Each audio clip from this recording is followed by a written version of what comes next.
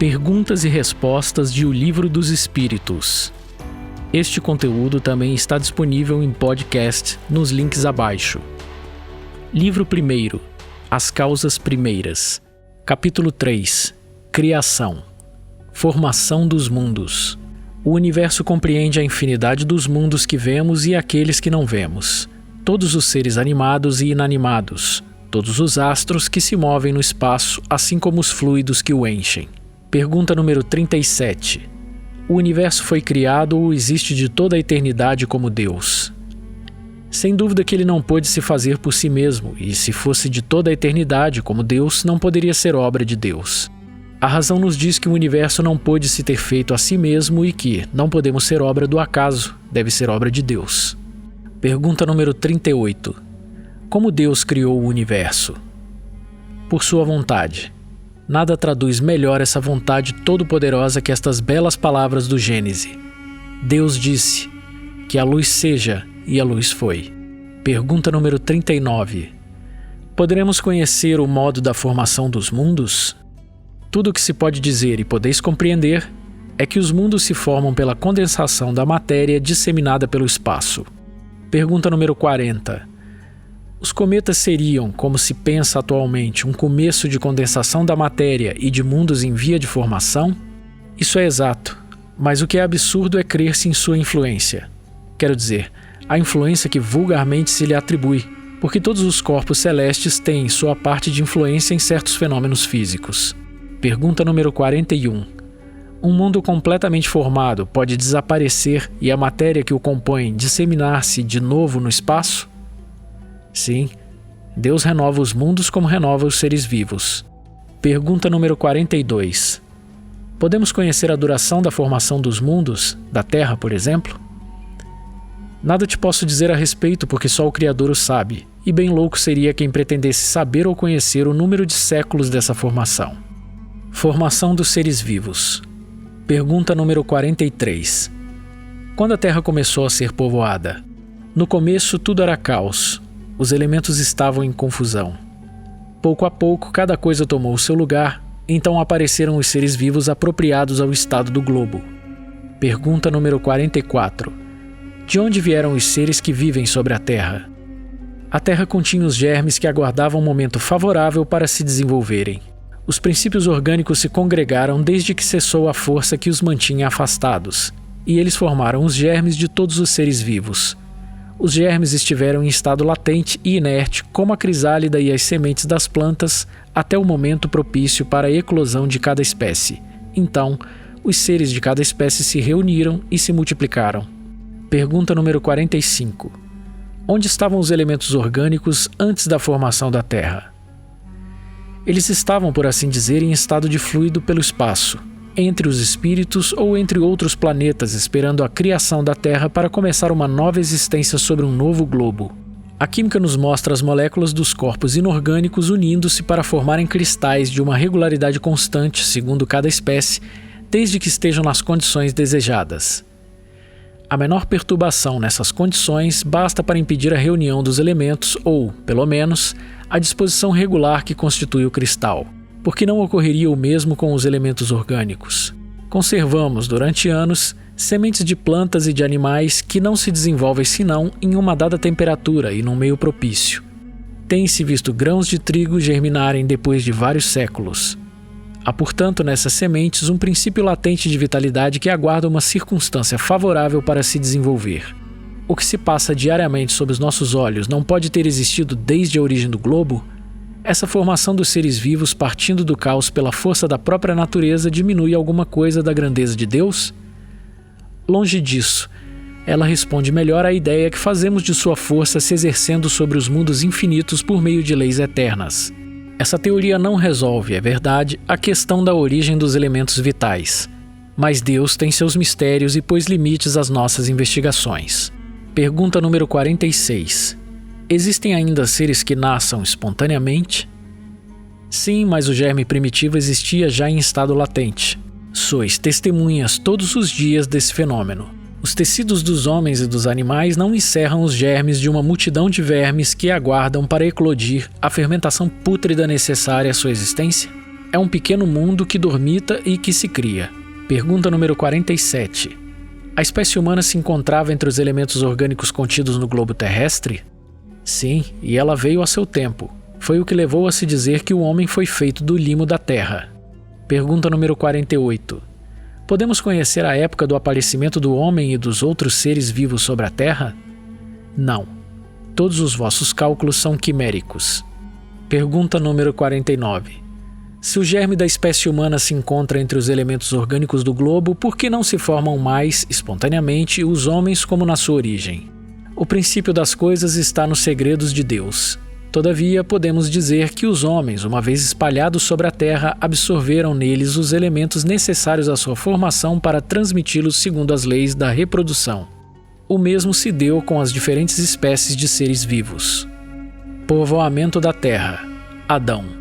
Pergunta número 50. A espécie humana começou por um só homem? Aquele a quem chamais Adão não foi o primeiro nem o único que povoou a Terra. Pergunta número 51. Podemos saber em que época viveu Adão? Mais ou menos na que assinalais, aproximadamente 4.000 anos antes de Cristo. O homem cuja tradição se conservou sob o nome de Adão foi um dos que sobreviveram em certo país após alguns dos grandes cataclismos que em certas épocas diversas perturbaram a superfície do globo e veio a ser o tronco de uma das raças que hoje o povoam. As leis da natureza se opõem a que os progressos da humanidade, constatados muito tempo antes do Cristo, tenham se cumprido em alguns séculos se o homem não estivesse sobre a Terra senão depois da época assinalada para a existência de Adão. Alguns consideram, e com muita razão, Adão como um mito ou uma alegoria personificando as primeiras idades do mundo. Diversidade das raças humanas. Pergunta número 52.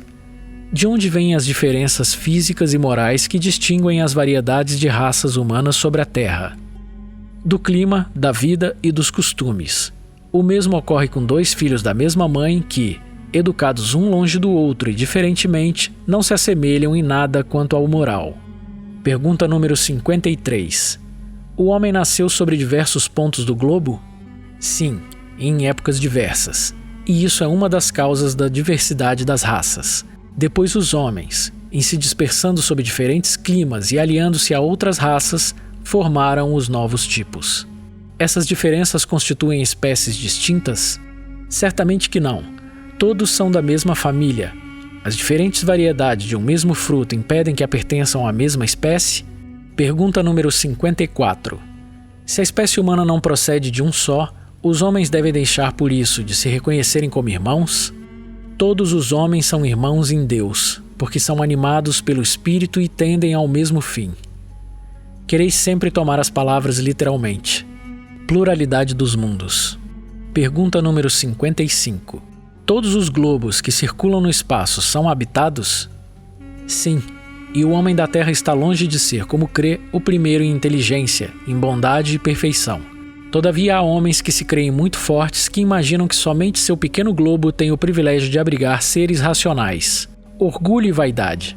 Julgam que Deus criou o universo só para eles. Deus povoou os mundos de seres vivos, concorrendo todos ao objetivo final da providência. Acreditar que os seres vivos estão limitados ao único ponto que habitamos no universo seria pôr em dúvida a sabedoria de Deus, que não fez nada inútil. Ele deve ter determinado para esses mundos um fim mais sério que o de recriar nossa visão. Nada, aliás, nem a posição, no volume ou na constituição física da Terra, pode razoavelmente fazer supor que só ela tenha o privilégio de ser habitada, com exclusão de tantos milhares de mundos semelhantes. Pergunta número 56. A constituição física dos diferentes globos é a mesma? Não. Eles não se assemelham de modo algum. Pergunta número 57. A constituição física dos mundos, não sendo a mesma para todos, seguir-se-á tenham organização diferente os seres que os habitam? Sem dúvida. Como para vós, os peixes são feitos para viverem na água e os pássaros no ar. Pergunta número 58. Os mundos mais afastados do Sol estão privados de luz e de calor, uma vez que o Sol se mostra a eles apenas com a aparência de uma estrela? Crede, pois, que não existem outras fontes de luz e de calor além do Sol, e não considerais em nada a eletricidade, que em certos mundos tem um papel que desconheceis e muito mais importante que sobre a Terra? Aliás, não dissemos que todos os seres sejam da mesma matéria vossa e com órgãos dispostos como os vossos. As condições de existência dos seres que habitam os diferentes mundos devem ser apropriadas ao meio para o qual foram chamados a viver. Se não tivéssemos jamais visto os peixes, não compreenderíamos como esses seres podem viver dentro da água. Assim acontece em outros mundos que contêm, sem dúvida, elementos que desconhecemos. Não vemos nós sobre a Terra as longas noites polares iluminadas pela eletricidade das auroras boreais? Que há de impossível que em certos mundos a eletricidade seja mais abundante que sobre a Terra e desempenhe um papel de ordem geral cujos efeitos não podemos compreender? Esses mundos podem, pois, conter em si mesmos as fontes de calor e luz necessárias aos seus habitantes. Considerações e concordâncias bíblicas referentes à criação. Pergunta número 59. Os povos formaram ideias muito divergentes sobre a criação segundo o grau de seus conhecimentos. A razão, apoiada na ciência, reconheceu a impossibilidade de certas teorias. Aquela dada pelos espíritos confirma a opinião admitida há longo tempo pelos homens mais esclarecidos. A objeção que se pode fazer a essa teoria é a que está em contradição com o texto dos livros sagrados. Mas um exame sério faz reconhecer que essa contradição é mais aparente que real e que ela resulta da interpretação dada a um significado frequentemente alegórico. A questão do primeiro homem na pessoa de Adão, como única fonte da humanidade, não é o único ponto sobre o qual as crenças religiosas tiveram que se modificar.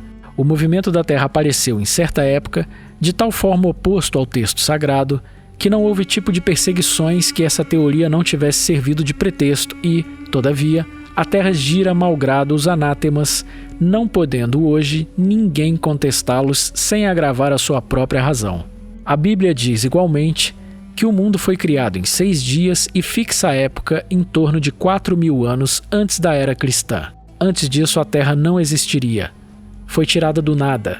O texto é formal. Eis que a ciência positiva, a ciência inexorável, veio provar o contrário. A formação do globo está escrita em caracteres perenes no mundo fóssil, estando provado que os 6 dias de criação indicam períodos, cada um podendo ser de várias centenas de milhares de anos. Isto não é um sistema, uma doutrina, uma opinião isolada. É um fato também constante como aquele do movimento da Terra e que a teologia não pode se recusar a admitir, prova evidente do erro em que podem cair os que se atêm à letra das expressões de uma linguagem frequentemente figurada.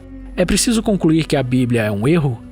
Não, mas que os homens se equivocaram ao interpretá-la. A ciência, escavando os arquivos da Terra, reconheceu a ordem pela qual os diferentes seres vivos aparecem em sua superfície, e esta ordem está de acordo com aquela indicada na Gênese, com a diferença de que esta obra, ao invés de sair milagrosamente das mãos de Deus em algumas horas, realizou-se sempre pela sua vontade, mas segundo a lei das forças da natureza em alguns milhões de anos. Deus ficou por isso menor ou menos poderoso? Sua obra ficou menos sublime por não ter o prestígio da instantaneidade? Não, evidentemente.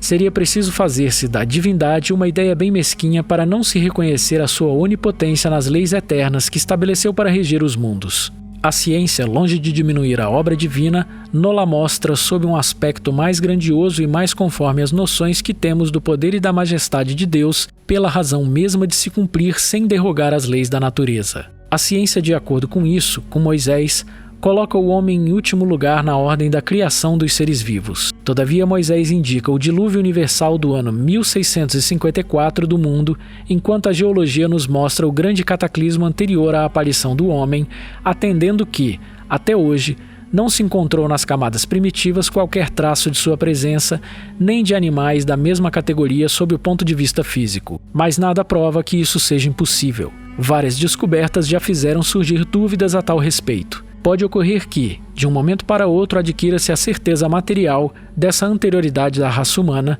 e então se reconhecerá que, sob esse ponto, como sobre os outros, o texto bíblico é uma alegoria. A questão é de se saber se o cataclismo geológico é o mesmo a que assistiu Noé. Ora, o tempo necessário à formação das camadas fósseis não permite mais confundi-los e do momento em que se encontrem os vestígios da existência do homem antes da grande catástrofe, ficará provado ou que Adão não foi o primeiro homem ou que a sua criação se perde na noite dos tempos. Contra a evidência não há raciocínios possíveis e seria preciso aceitar esse fato como se aceitou aquele do movimento da Terra e dos 6 períodos da criação. A existência do homem antes do dilúvio geológico, em verdade, é ainda hipotética, mas eis aqui o que o é menos. Admitindo-se que o homem apareceu pela primeira vez sobre a Terra 4.000 anos antes de Cristo, se 1.650 anos depois toda a raça humana foi destruída, à exceção de uma só família, disso resulta que o povoamento da Terra data de Noé, quer dizer, de 2.350 anos antes da nossa era. Quando os hebreus emigraram do Egito no 18º século, encontraram esse país muito povoado e já bem avançado em civilização. A história prova que, nessa época, a Índia e outros países estavam igualmente florescentes, sem mesmo levar-se em conta a cronologia de certos povos que remontam a uma época bem mais recuada. Seria preciso, pois, que do 24º ao 18º século, quer dizer, num espaço de 600 anos, não somente a posteridade de um único homem pudesse povoar todos os imensos países então conhecidos, supondo-se que os outros não o fossem, mas que, nesse curto intervalo, a espécie humana pudesse se elevar da ignorância absoluta do estado primitivo ao mais alto grau de desenvolvimento intelectual, o que é contrário a todas as leis antropológicas. A diversidade das raças vem ainda em apoio desta opinião. O clima e os costumes produzem, sem dúvida, modificações nos caracteres físicos, mas se conhece até onde pode chegar as influências dessas causas, e o exame fisiológico prova que há, entre certas raças, diferenças constitucionais mais profundas que aquelas que podem o clima produzir. O cruzamento das raças produz os tipos intermediários. Ele tende a apagar os caracteres extremos, mas não os produz, apenas cria variedades. Ora, para que houvesse cruzamento de raças era preciso que houvesse raças distintas, e como explicar sua existência dando-lhes um tronco comum e, sobretudo, ainda próximo? Como admitir que em alguns séculos certos descendentes de Noé se transformaram a ponto de produzirem a raça etíope, por exemplo? Uma tal metamorfose não é mais admissível que a hipótese de um tronco comum para o lobo e o cordeiro, para o elefante e o pulgão, para o pássaro e o peixe. Ainda uma vez, nada pode prevalecer contra a evidência dos fatos. Tudo se explica ao contrário, em se admitindo a existência dos homens antes da época que lhe é vulgarmente assinalada, que as origens são diversas, que vivendo há 6.000 anos, Adão tenha povoado uma região ainda desabitada. O dilúvio de Noé como uma catástrofe parcial confundida com o cataclisma geológico, tendo-se em conta, enfim, a forma alegórica particular ao estilo oriental e que se encontra nos livros sagrados de todos os povos. Por isso é prudente não se negar apressadamente como falsas doutrinas que cedo ou tarde, como tantas outras, podem desmentir aqueles que as combatem. As ideias religiosas, longe de perderem, engrandecem-se caminhando com a ciência. Esse é o único meio de não apresentarem ao ceticismo um lado vulnerável.